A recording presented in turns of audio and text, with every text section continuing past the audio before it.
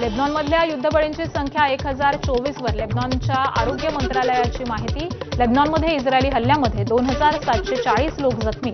मार्चपासून इस्रायलचे इराणसोबत लेबनॉनवरती देखील हल्ले.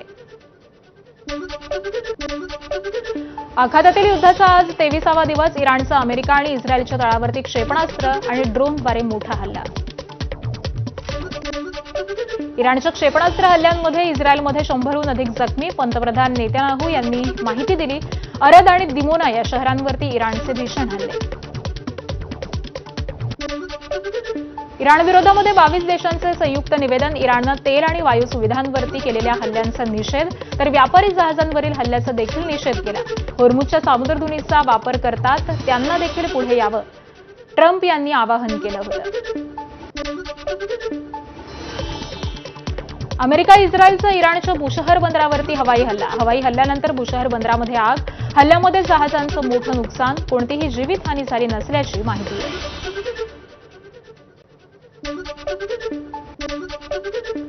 इराणचा इस्रायलवरती शक्तिशाली हल्ला. इराणनं इस्रायलच्या अराद शहरावरती क्षेपणास्त्र डागली. हल्ल्यामध्ये 80हून अधिक जण जखमी. बचाव कार्य सुरू.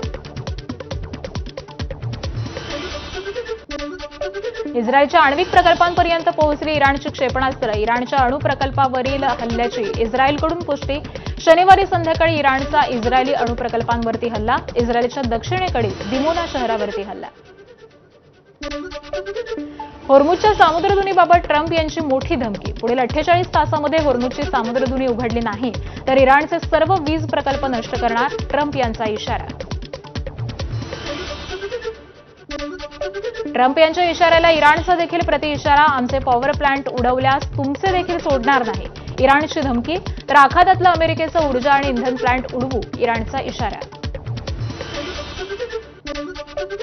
नवीन मंगलोर बंदरावरती आठवडाभरामध्ये येणार 72,700 टन एलपीजी. अमेरिकेमधून येणार 3 जहाजं.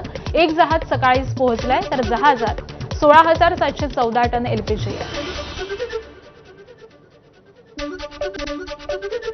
उद्यापासून पेट्रोल मिळणार नाही अशी अफवा पसरल्यानं माढ्यामध्ये रात्री पेट्रोल पंपावरती 1 किलोमीटरची रांग.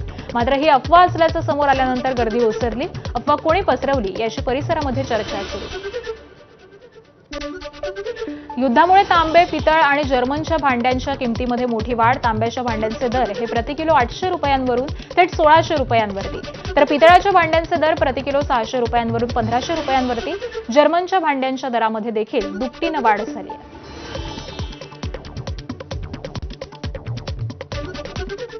आणि यानंतर